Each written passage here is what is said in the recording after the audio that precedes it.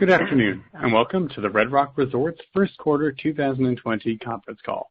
All participants will be in a listen-only mode. Please note this conference is being recorded. I would now like to turn the conference over to Stephen Cootey, Executive Vice President, Chief Financial Officer, and Treasurer of Red Rock Resorts. Please go ahead. Thank you, Operator, and good afternoon, everyone. Thank you for joining today's Red Rock Resorts Second Quarter 2020 earnings conference call. We hope that all of you and your families are staying safe and healthy. Joining me on the call today from Red Rock Resorts are Frank Fertitta, Chairman and Chief Executive Officer, Bob Finch, Executive Vice President and Chief Operating Officer, and Rod Atamian, Executive Vice President of Development and Strategy. I'd like to remind everyone that our call today will include forward-looking statements under the safe harbor provisions of the United States federal securities laws. Developments and results may differ from those projected. During this call, we will also discuss non-GAAP financial measures. For the definitions and complete reconciliation of these figures to GAAP, please refer to the financial tables in our earnings press release in Form 8-K, which were filed this afternoon prior to the call. Also, please note that this call is being recorded. Before we get started, we wanted to take a moment to acknowledge the passing of Rich Haskins, our president, who passed away in an accident on July 4th. For over 25 years, Rich was a trusted advisor to the company through both good times and bad. He was instrumental not only in the successful growth of the company, but in the development of the Station Casinos family culture. Those who interacted with him were inspired by his steady leadership in any situation and his anything is possible attitude, which defined what he was all about. While Rich may have left us, his accomplishments and legacy remain and live here at Station. Now on to the quarter. Before moving on to our financial results, we will take a moment to remind you of some of the actions we have taken during the first 2 months of the quarter as we prepared for these uncertain economic times. During the closure, we re-examined and challenged every aspect of the company. We took a number of pivotal steps to prepare for a new operating environment with a focus on health, safety, cost reductions, and liquidity. To that end, and working closely with our outside medical experts, we established a very comprehensive health and cleanliness guidelines for our properties given the current environment. These new guidelines meet or exceed the highest standards set by federal, state, and local authorities and will be adapted as circumstances require. Simply put, we are committed to providing the most safe, secure environment possible for both our team members and guests. A few highlights include all guest and team member entrances at our resort properties have been equipped with state-of-the-art thermal scanners. All team members are required to wear a mask and PPE consistent with health authority guidelines, and as masks are now required for all guests, we've continued to make masks available to guests upon entering the property. All team members and all vendors and partners underwent FDA-authorized COVID-19 testing prior to reopening, and we have continued to test our team members, vendors, and partners on a regular basis. We have completed over 12,000 tests as of today. During the closure period, we've also taken time to review and assess every property and every department. Based upon that review, we've had to make some very difficult but necessary decisions in order to streamline our cost structure and guide the company through this crisis in an uncertain demand environment, including significantly reducing salaries for senior executives across the company, refining and optimizing our business processes, which have led to staff reductions both at the property and corporate levels, reducing costs related to outside services through termination or renegotiation of vendor and other agreements, suspending our quarterly dividend, eliminating non-essential capital spending for the remainder of the year, and opening our properties in a phased approach to maximize flexibility in meeting business demand. Through these actions, we've become a much more leaner and efficient company, as we remain confident in our ability to permanently achieve the approximate $150 million in cost reductions on an annualized run rate basis we referenced on our previous earnings call.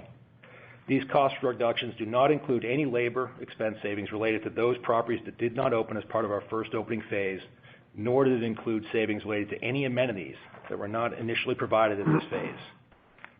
While we estimate that those additional labor expense savings are approximately $200 million on an annualized run rate basis, that amount would decline to the extent that our closed properties were to come back online or those amenities were again to be provided. Now let's turn to our financial results.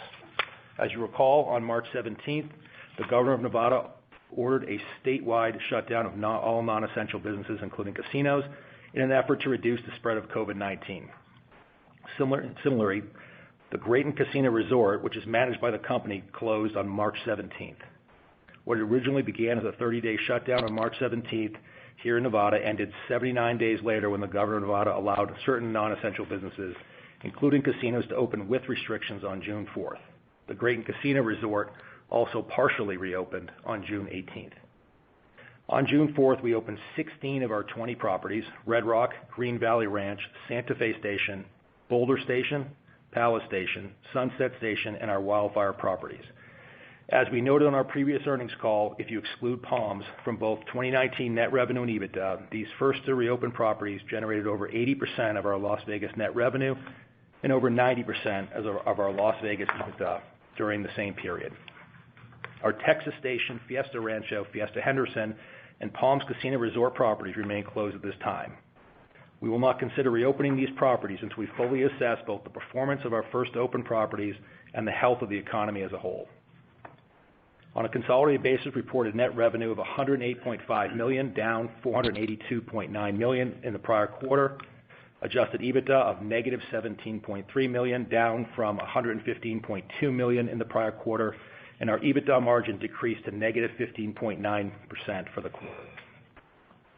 With respect to our Las Vegas operations, we reported net revenues of $101 million, down from $457.8 million in the prior quarter. Adjusted EBITDA of negative $12.1 million, down from $106 million in the prior quarter, and our EBITDA margin decreased to negative 12% for the quarter. Within these numbers are a couple items we would like to call out. As you recall, we are one of only 3 companies in Las Vegas that continue to pay all our full-time team members regular pay and health benefits from the March 17th shutdown date through May 16th at the cost of the company of over $72 million. Because of our commitment to our team members through this crisis, we were able to recognize an approximate $18.6 million payroll retention benefit in the quarter under the CARES Act, bringing the total payroll benefits received to date under the CARES Act to $38.3 million. Additionally, these numbers do not reflect approximately $27 million in payroll expenses in the quarter, which were accrued in the first quarter due to our commitment to provide regular pay and benefits to all full-time team members after quarter end from April 1st to April 30th. While the severe impact of COVID-19 can be seen in our quarterly results, the company's Las Vegas performance during the open period from June 4th through June 30th tells a different and more positive story that reflects both the resilience of our locals business model and the impact of the decisive actions the management team took during the closure. Measured on the basis of that period, adjusted EBITDA increased 46.8% to $45.9 million, an increase of $14.6 million. This increase was achieved despite net revenues declining 23.3% to $100.1 million, a decrease of $30.4 million. Margins in this period increased 2,192 basis points to 45.9%, yielding our highest June EBITDA margin ever. In addition, while we generally do not comment on our current quarter financial performance, we are pleased with our year-over-year financial performance in July, though we would caution, however, that we are still in the middle of this pandemic and have little visibility regarding the impacts of this crisis will have on our company and the economy moving forward. I will now cover a few balance sheet and liquidity items. The company's cash and cash equivalents at the end of the second quarter were $274.5 million, and the total principal amount of debt outstanding at the quarter end was $3.3 billion.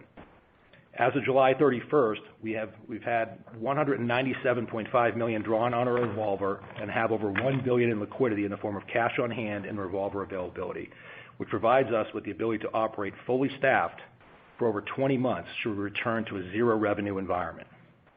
In addition, we believe we are in position to continue to comply with all of our financial covenants for the foreseeable future, and we have no significant debt maturities until 2025. For all these reasons, we believe we remain well positioned financially to handle the uncertain times ahead. Finally, an update on our 2 Native American agreements. At Graton Casino Resort, we reported management fee revenue for the second quarter of $5.9 million, a decrease of 75% over the prior year, driven primarily by the resort closure for the majority of the quarter. Additionally, we expect to reach agreement with the tribe on an appropriate extension of term in accordance with the terms of the management agreement. With regard to North Fork, our plans to develop a casino for the North Fork tribe have been stalled for the last several years by litigation brought by opponents of the project. The Supreme Court of California held an oral argument on June 2nd, 2020, in a very similar case involving the Enterprise Tribe. We are expecting a decision by month end and are hopeful that the decision will clear the way to finally develop this very attractive project on behalf of the North Fork Tribe in Central California. This quarter has been one of the most challenging quarters in our over 40-plus year history. We believe that the company has responded well to each of these challenges and is well positioned to succeed going forward. We would like to extend our thanks to all of our team members for their hard work and continued focus, to our guests for standing by us during these trying times. Together, we will manage through this.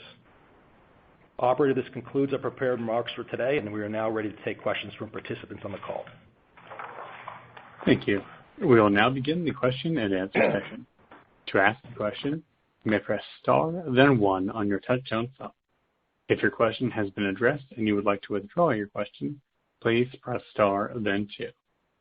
The first question today will come from Joe Greff with J.P. Morgan. Please go ahead. Hi, guys. Omar Sander on for Joe. Thanks for taking our question.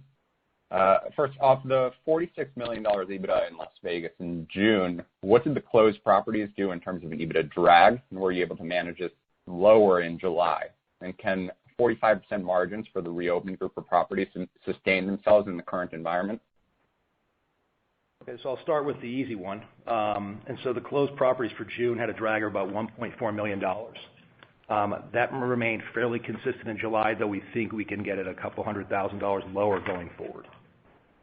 Regarding the sustainability of the margins, I think the team has done a great amount of work reevaluating and retooling the business during the closure, and our cost structure is in a position to deal with these very uncertain times from a revenue perspective. So we feel confident that we can deliver margins in excess of our historical margins.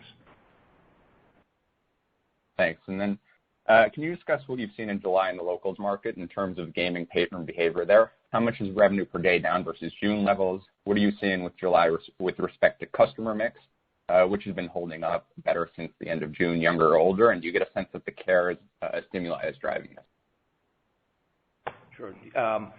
What July, we generally don't comment on, again, our current quarter, but to give you some general sense, the trends in July have been basically consistent with what we've seen in June. We've seen less visitation. We've seen more spend per visit. We've seen more time on device. We've seen a younger demographic in our database show up. Our older demographic, to be expected due to the current pandemic, has stayed at home. I think this point here is encouraging because it's an opportunity for growth when our seniors start returning when the situation subsides. Awesome, thanks. And then just one last one for us. Is there a market for assets to sale at prices that you can seriously accept, or is it too early? And then lastly, just what's the future of Palms? I think it's too early to assess right now. Right now we have very little clarity on our current economic environment. And so we currently, Palms is currently undecided whether we're going to open right now. Yeah, we don't know if or when we're going to reopen any of the closed properties. We think it's too early to make that decision at this time. I think so far we're very pleased with the results that we've had, the ability to move some of the play from the closed properties to our existing properties. And we're going to continue to try to get clarity and navigate the situation to make well-informed decisions, but assured whatever decisions we make will be in the best interest of shareholder value. Awesome. Thanks so much.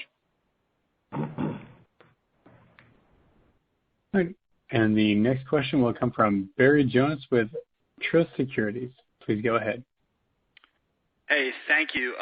First off, I just wanted to extend my condolences for your loss. So I guess the first question is, I appreciate some of the color on trends you're seeing, but is it possible to give any sense of what the drive-to business, maybe from California, is looking like right now, and any color on group? Is group pretty much non-existent? Just would like to get one more layer down into how the segments are doing. I think if you look at the short haul traffic coming into Vegas, that is down. It's down, not nearly as significantly as longer haul business, group business, convention business. Things of that nature are down much more significantly. I don't know if you want to add to that, Steve. No, I think, Frank, you're spot on in terms of how you delineate between short haul and long haul. And from a group business, I think just like the Strip, we're suffering from group. And so I think 2020 and the beginning of 21 will be tough sledding. I think one important thing for people to notice is really the difference in our business model, though. I mean, we are primarily a gaming company that happens to have hotel, catering, and convention business as an amenity. Primarily 80% of our business comes from the casino.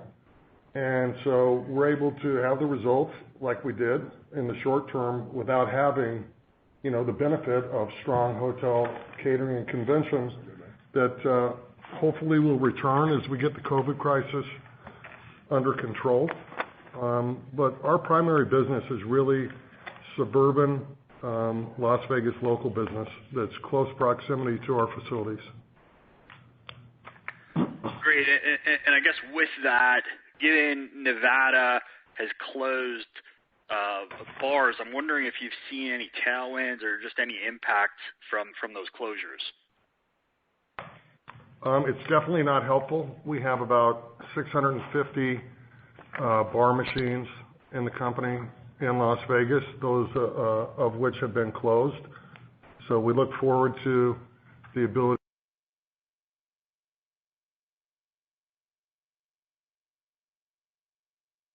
to get those open as soon as possible. This is kind of an ebb and flow thing, with changing requirements, whether it be at the pools, whether it be at the bars, whether it be that you have to wear a mask or you don't have to wear a mask. And so every day is trying to navigate through kind of a new set of circumstances. And I think our team has done a very good job so far. Got it. And then last, just touching on the promo environment, is it fair to say pretty rational folks are just more focused on margins at this point, or are you seeing anything heat up amongst the competition? I think it is a very unique situation where every operator has found themselves in the exact same situation, which is that, we have a lot of unknowns, lack of visibility, and it's made everyone, I think, refocus on what really matters in the business. And I can tell you for us, we took the, 79 or 80 days that we were closed, and we probably, worked more hours and longer hours on just trying to unpack and really go through and think through what was meaningful in our business and what were things that were maybe just taking a lot of time and not creating a lot of results. And I can tell you, whether it be at the corporate level or how much labor we need or what amenities really drive the profits at the facilities, it's led us back to where we really started in this business. And every survey you've ever done for a Las Vegas local since we started in 1976, for the most part, hasn't changed. It's all about convenience, the value proposition, and the relationships at the end of the day. And sometimes maybe we have all overcomplicated it a bit too much, but I think, we're definitely back to the basics. I think we have a lot of good things going for us. We have the best properties. We have the best distribution in the valley. If you take the 6 properties that we have open today, 5 of those are all in the suburbs with growing population off of major interstates, great ingress, egress. They were purpose-built, for the local business. And, with the exception, Palace was built the same way, but it is in the center of town. But as the town has grown into more of a suburban town, I think that's where we're going to rely on great properties, great service, great relationships, and great value. And we're going to be much more laser focused on marketing and advertising and things that we can really measure and know that they work. That's great. Thank you so much, guys. And the next question will come from Chad Beynon with Macquarie. Please go ahead. Hi, good afternoon. Thanks for taking my question. Wanted to, dive into another metric for June. Did you see any major difference in terms of weekday versus weekend compared to what you've seen I guess, pre-COVID as you've run the business? And do you think, margins may have been elevated compared to prior weekday periods just because of extra traffic? Thank you. We have seen kind of a change, at least a subtle change in some of the traffic patterns. Most notably, Saturday is which is normally one of our busiest days, has been slightly down. We believe that's due to the COVID crisis, and you're seeing a lot of that same traffic return during the midweek or Sunday.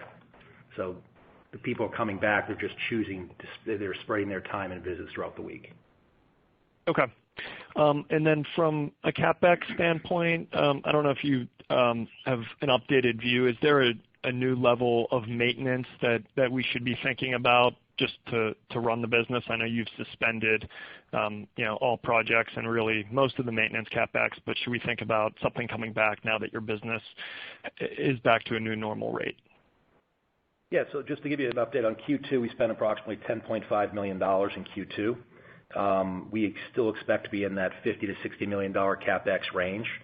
We think around $60 million is a good number going forward for maintenance CapEx. And I think, the fact is that we have maintained the properties very, very well. They're all in great shape.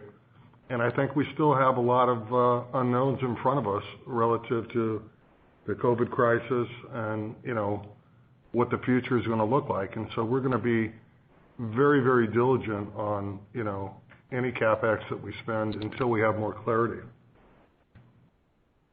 Thank you both very much, and I'll pass along my condolences as well. Thank you. The next question will come from Jared Shojaian with Wolfe Research. Please go ahead. Hi, good afternoon, everyone. Thanks for taking my question. Just going back to the $150 million of potential longer-term run rate savings, can you parse that out and help us understand what some of the biggest items are that are in there? And I guess what will be different about the operating model once we're through this pandemic that allows you to keep those costs out of the business? And do you worry about any risk of impairing the overall consumer experience?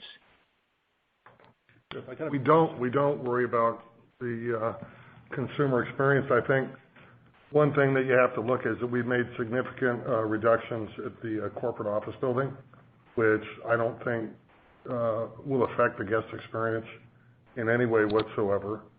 Again, it's easier to, retune the car when it's not going at 80 miles an hour down the road. And we had close to 3 months to really focus on every aspect and challenge everyone as to what we could live with and what we could live without.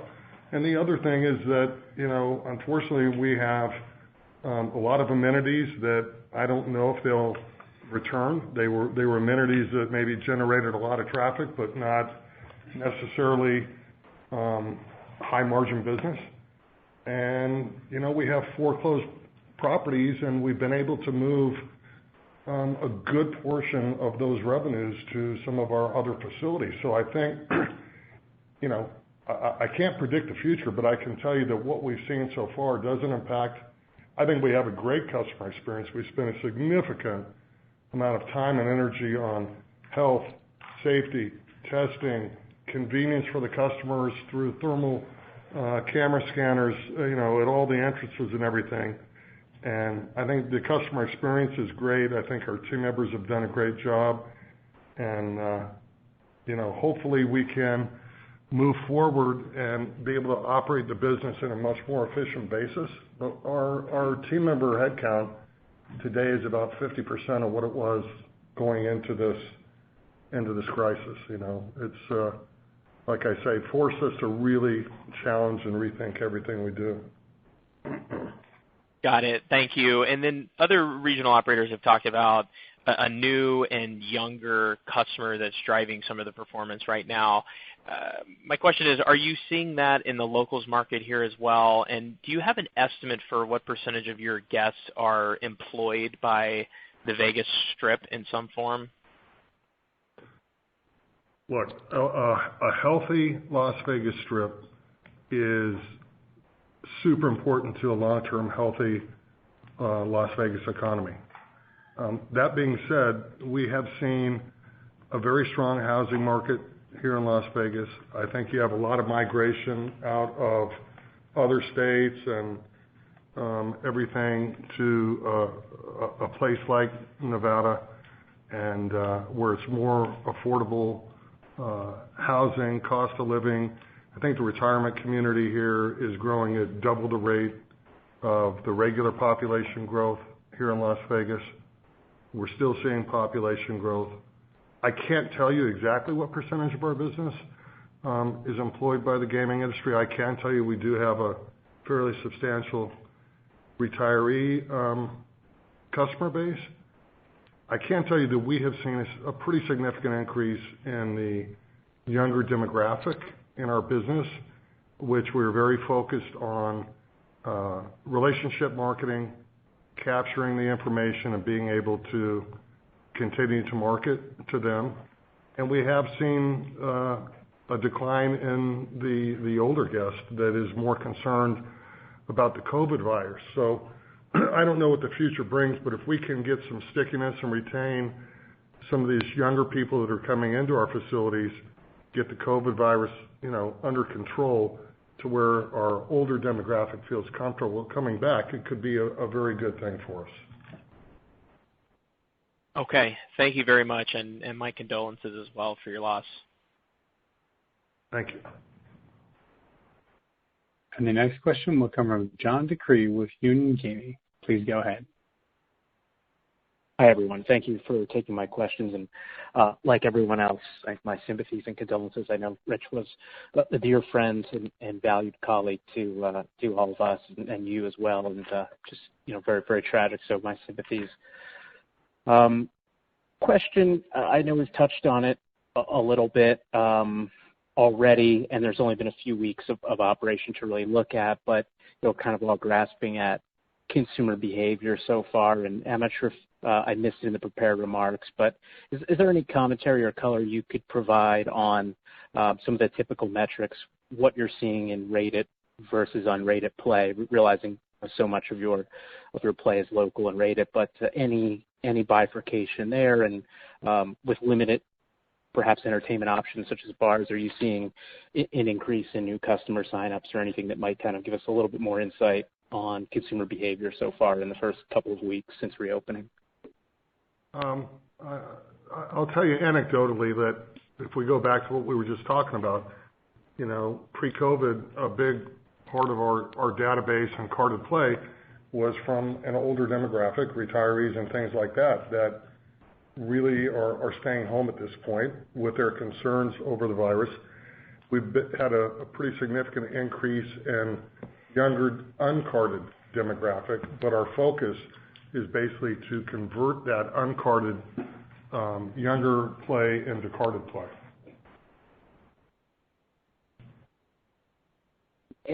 Perhaps a follow-up is, I think from what you've said so far we can extrapolate, but to ask directly, is the amount of visitation from your carded customers down, but maybe spend per visit healthy when they come, or how has that been playing out? Yes, John. The short answer to your question is yes. You're seeing visitation down, spend up, and spend's offsetting the visitation. Thanks very much for taking my questions, guys. At this time, there are no further questions in the question queue, and I would like to turn it back over to management for any closing remarks. Thank you, everyone, for joining us on the call, and we look forward to talking to you in 90 days. Thank you. This concludes today's conference, and I would like to encourage everyone to disconnect at this time.